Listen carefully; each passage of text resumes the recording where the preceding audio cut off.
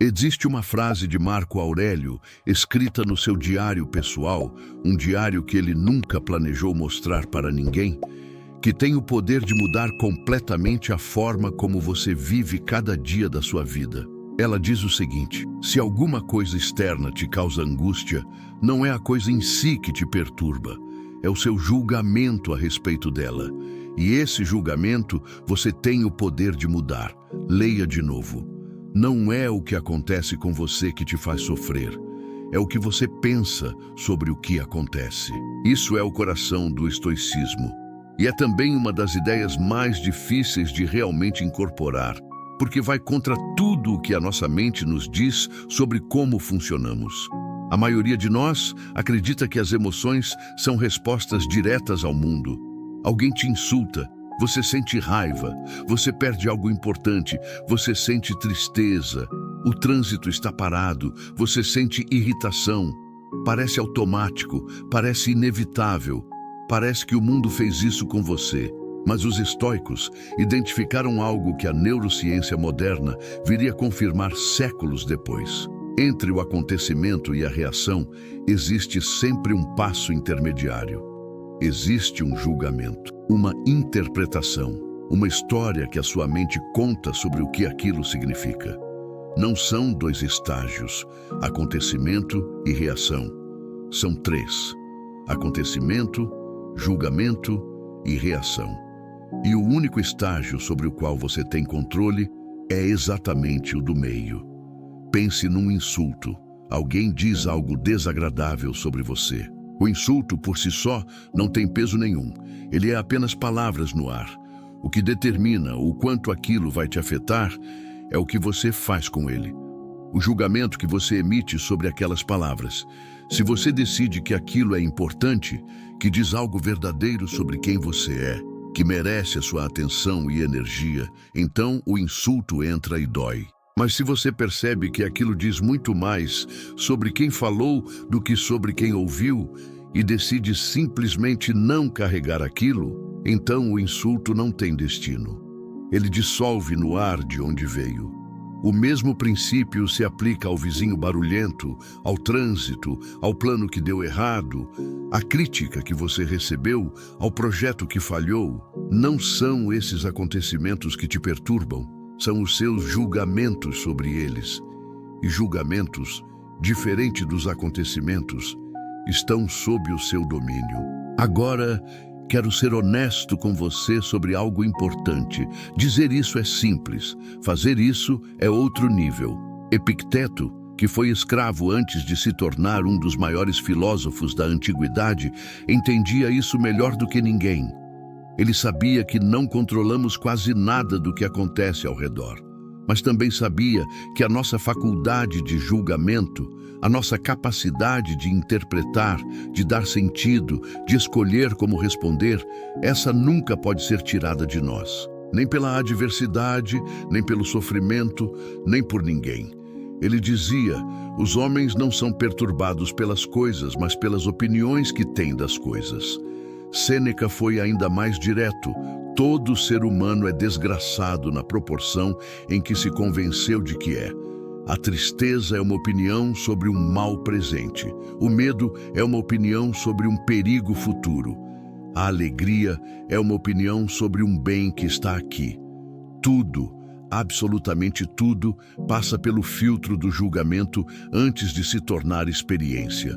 Mas aqui surge a objeção óbvia. E ela é justa.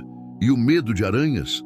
Eu sei racionalmente que aquela aranha não vai me matar, mas ainda assim sinto o medo. E os traumas? E as reações automáticas que aparecem antes mesmo de eu ter tempo de pensar? Os estoicos reconheciam isso. Eles não eram ingênuos. Sabiam que alguns julgamentos são inconscientes, que carregamos condicionamentos de uma vida inteira, que o corpo reage antes da mente consciente sequer perceber o que está acontecendo. A proposta não é eliminar todas as reações automáticas do dia para a noite. A proposta é expandir progressivamente a zona onde a sua consciência opera. É treinar a mente para perceber o julgamento, mesmo que depois do fato, mesmo que tarde, e gradualmente começar a intervir mais cedo com mais clareza. É uma prática, não uma conquista instantânea. Pense em duas pessoas que vivem exatamente a mesma situação difícil. A mesma pressão, o mesmo ambiente, os mesmos obstáculos. Uma delas se desgasta, adoece, colapsa. A outra encontra força, mantém o equilíbrio, segue em frente. A diferença não está no que aconteceu, está no que cada uma decidiu, consciente ou inconscientemente, que aquilo significava.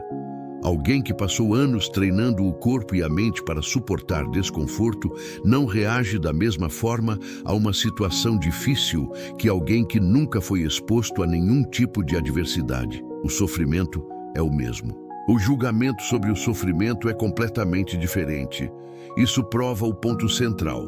Nossas reações não são inevitáveis. Elas são construídas, e o que foi construído pode ser reconstruído. Então, como se pratica isso no dia a dia? O primeiro movimento é a pausa. Antes de reagir, mesmo que por um segundo perguntar: o que estou pensando sobre isso agora? Não o que aconteceu, mas o que estou dizendo a mim mesmo sobre o que aconteceu. Essa pergunta, feita com sinceridade, começa a revelar o julgamento que estava operando no escuro. O segundo movimento é o questionamento. Esse julgamento é verdadeiro? Esse pensamento é útil? Existe outra forma de interpretar essa mesma situação que seria mais alinhada com quem eu quero ser? Marco Aurélio fazia isso constantemente nas suas meditações. Ele se deparava com uma situação irritante, um conselheiro desonesto, uma decisão difícil, uma traição, e em vez de se entregar à reação imediata, ele escrevia. Ele se forçava a ver com clareza, a nomear o julgamento, a questioná-lo, não porque fosse fraco, mas porque entendia que um homem que não governa seus próprios pensamentos não pode governar mais nada.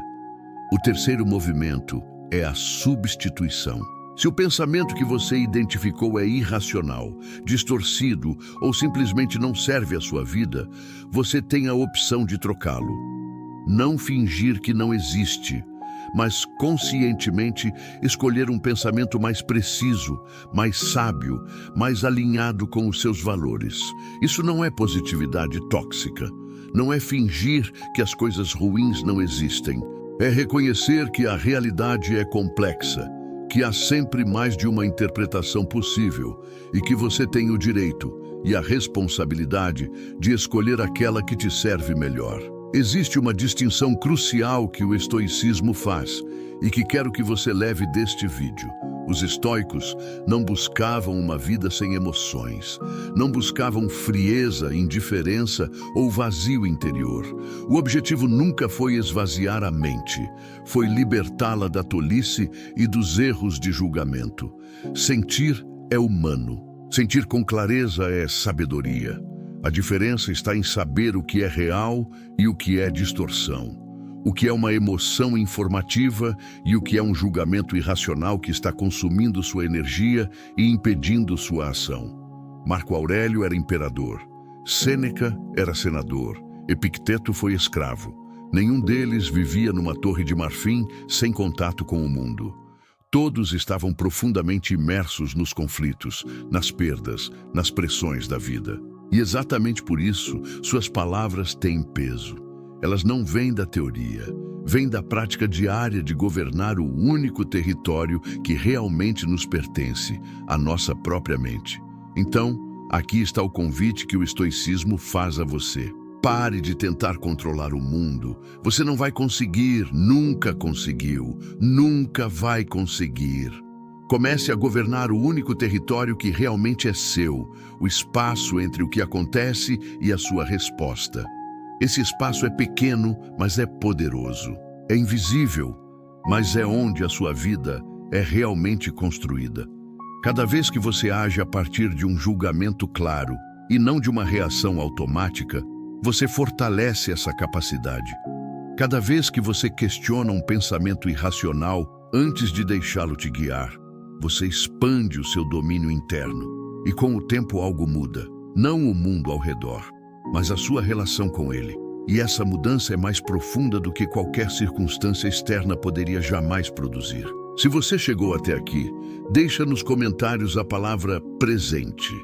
Quero saber quem está realmente aqui, prestando atenção, comprometido com essa jornada de autodomínio. Isso me motiva muito e me ajuda a entender o que está fazendo diferença para vocês. E não saia sem visitar a biblioteca estoica que está na descrição deste vídeo.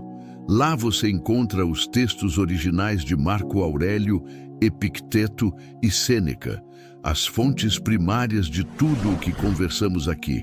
Ler esses filósofos diretamente é uma experiência que nenhum resumo consegue substituir. Até o próximo vídeo.